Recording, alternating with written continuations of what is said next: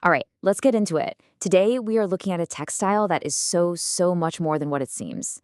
We're diving deep into indigenous batik, which, as you'll see, is a fabric woven not just with thread, but with history, with meaning, and a pretty profound philosophy.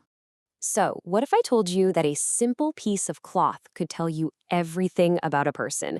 I'm talking their social status, their spiritual beliefs, maybe even predict their future. Sounds like fantasy, right?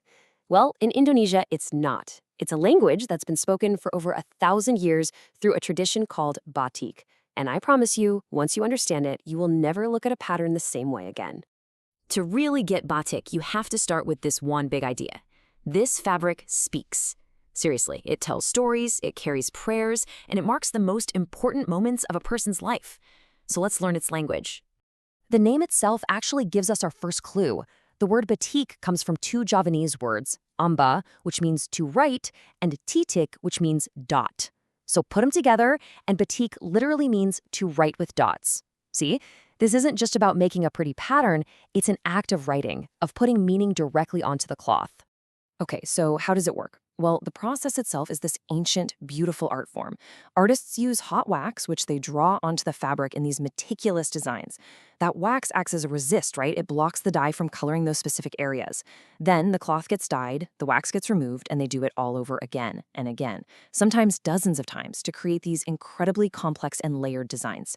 It's so important that back in 2009, UNESCO officially recognized it as an intangible cultural heritage of humanity. That's a big deal.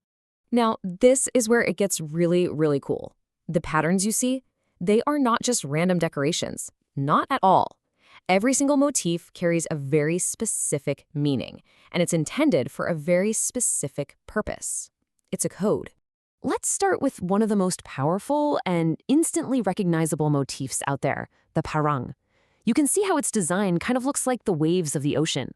This was never just a pattern. It was a major statement of power, and it was worn exclusively by Javanese royalty.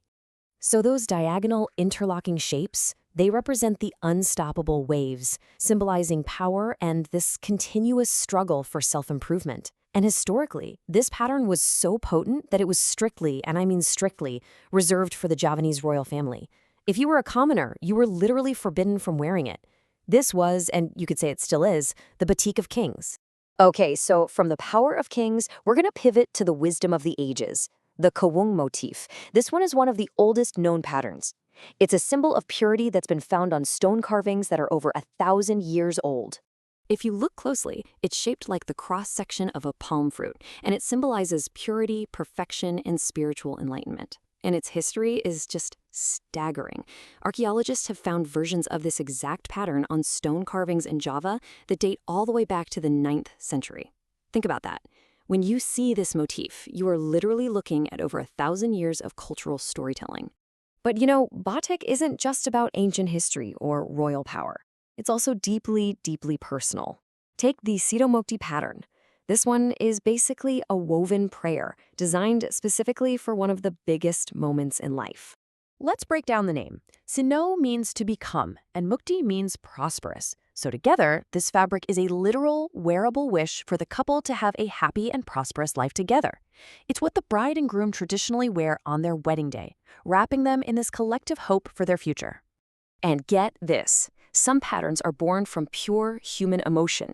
The truntum pattern, those little star-like flowers, legend says it was created by a Javanese queen who was heartbroken because her king took another wife. So she poured all her grief and love into creating this new motif. The king saw her incredible dedication, and it reignited his love for her. And just like that, a queen's heartbreak from centuries ago became this powerful symbol of rekindled love, and today it's often worn by the parents of the bride and groom at weddings. How amazing is that? So how are these incredible fabrics even made? Well, the method itself is full of meaning, and it reflects a totally different relationship with time and with intention. There are basically two main paths. Over on the left, you have batik tulis, which means written batik.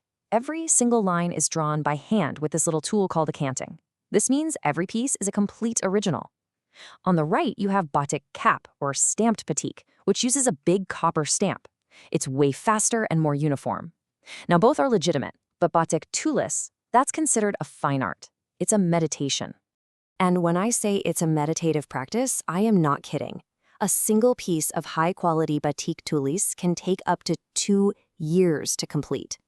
Just let that sink in. 2 years of one person's life, their skill, their intention, all poured into one piece of cloth. And it's this deep intention, this time and care that makes batik so much more than just clothing for special occasions. In Javanese culture, it is there for every single important moment of life. You can see how it literally follows a person from womb to tomb. There's special patterns used in a ceremony for an expectant mother in her 7th month of pregnancy. At weddings, families wear coordinated patterns, like a uniform of blessings. And even in death, specific cloths are used to wrap the body, chosen to help ease the soul's journey into the next world. Now, we've focused a lot on Java, but this tradition is incredibly diverse. Across the thousands of islands that make up Indonesia, all these different cultures have developed their own unique, beautiful styles of batik.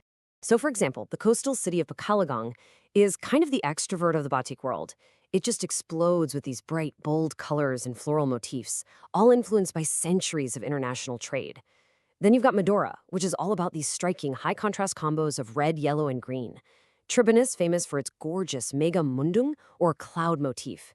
And in Bali, the batik becomes much more painterly and free-flowing, often showing gods and mythological figures in its designs. So, with all this incredible history and all this meaning packed in, what is batik's place in our modern, super fast-paced world?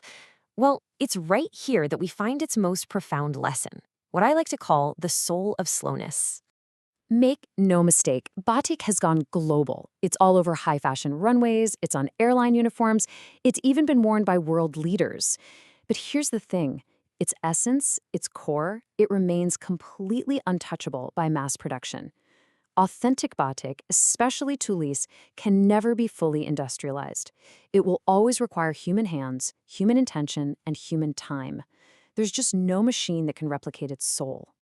And this brings us to a really important question, one we should probably all ask ourselves more often.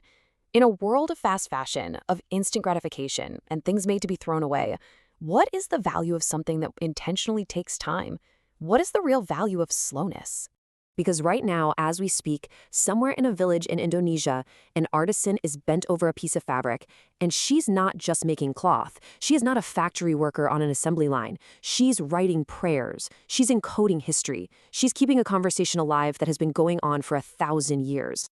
So the next time you see a piece of batik, I really hope you see it differently. Because what you're looking at, that's not just fabric, that's philosophy. Thanks so much for joining me for this one.